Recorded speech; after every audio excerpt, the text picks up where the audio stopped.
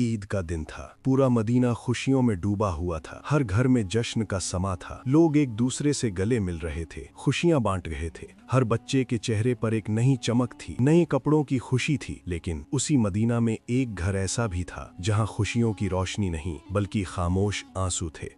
ये घर था जन्नत की तमाम औरतों की सरदार, हमारे नबी सल्लल्लाहु अलैहि वसल्लम की प्यारी बेटी बीबी फातिमा रजी अल्लाह अन्हा का, जिनकी ईद की सुबह एक माँ के सब्र का सबसे बड़ा इम्तिहान बनकर आई। ये एक ऐसी ईद की रिवायत है जहाँ इमाम हसन और हुसैन की मासूम ख्वाहिशों के सामने उनकी माँ ने सब्र की वो मिसाल कायम की जो हमेशा याद रखी जाती है। आखिर क्या हुआ था उस रोज? नबी के घराने में ईद के दिन ऐसी खामोशी क्यों थी? तो आइए सुनते हैं ये दिल को छू लेने वाली कहानी।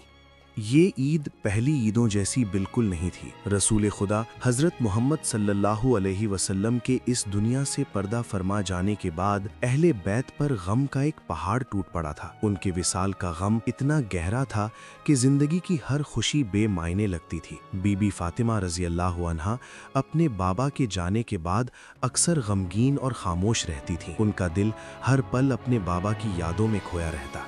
उसी गम के साए में ईद का चांद दिखा। मदीना के लोग ईद की तैयारियों में लगे थे, लेकिन बीबी फातिमा के घर का आलम ही कुछ और था। घर में फाका था, क्योंकि सादगी और दुनिया से बेरग़बती उनके घर का हमेशा से दस्तूर था। दुनिया की दौलत उनके लिए मिट्टी से ज्यादा नहीं थी और उन्होंने इसकी ख्वाहिश भी कभी नहीं की। उनकी असली दौलत उनका ईमान, उनका सब्र और अल्लाह पर उनका कामिल भरोसा था।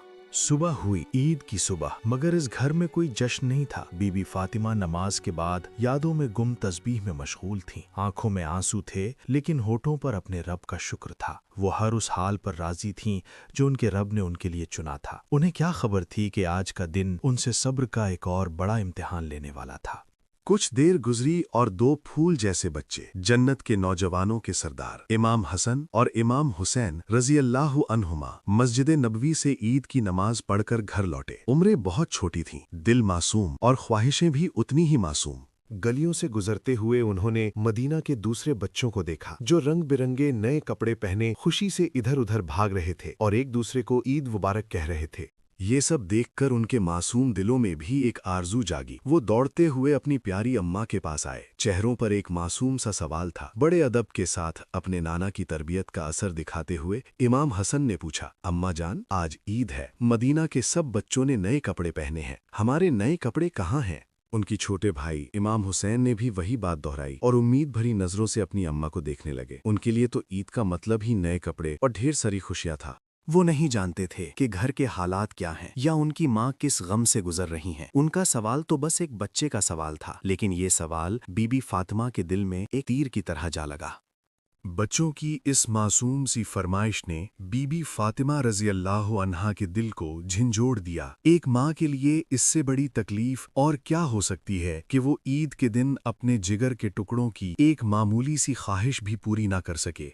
घर में कुछ भी नहीं था, फाके की शिद्दत थी। उनकी आंखें फौरन आंसुओं से भर गईं। वो दूसरी तरफ मुड़ गईं ताकि उनके बच्चे उन्हें रोता हुआ न देख लें। दिल में एक तूफान सा उठ गया। एक तरफ बच्चों की मासूमियत, दूसरी तरफ अपनी बेबसी। लेकिन वो फातिमा थीं, जिनके लिए सब्र उनके घर की पहचान थी। उन्होंने अपने आंसुओं को अंदर ही पी लिया, अपने चेहरे पर एक हल्की सी मुस्कुराहट लाई और अपने दोनों शहजादों को पास बुलाया। उनके सरों पर प्यार से हाथ फेरा और उन्हें अपने सीने से लगा लिया। फिर उन्होंने निहायत प्यार से कहा, मेरे लाल, तुम्हारे कपड़े दर्जी टेलर के पास हैं, वो बस अभी लेकर आता ही होगा। ये लफ्ज झूठ नहीं थे, ये एक माँ का अपने रब पर वो यकीन था जो पहाड़ों को हिला दे। उन्हें ये यकीन था कि जिस रब ने उनके बच्चों के दिल में ये ख्वाहिश डाली है, वही इसको पूरा करने का जरिया भी पैदा करेगा। उन्होंने अपने बच्चों को दिलासा देते हुए कहा, आप थोड़ी देर बाहर जाकर खेल लें, जब तक लौटेंगे आपके कपड़े भी आ जाएंगे। दोनों बच्चे ये सुनकर खुश हो गए और ये सोचते हुए बाहर खेलने चले गए कि अम्मा ने कह दिया है तो कपड़े जरूर आएंगे। बच्चों के जाते ही बीबी फातिमा वापस अपनी तन्हाई में लौट आईं। उनका दिल अपने रब की तरफ रुजू कर गया। उन्होंने वुजू किया, मुसल्ला बिछाया और अल्लाह के हुजूर हाथ उठा दिए। आंखों से आंसुओं का सैलाब बह निकला।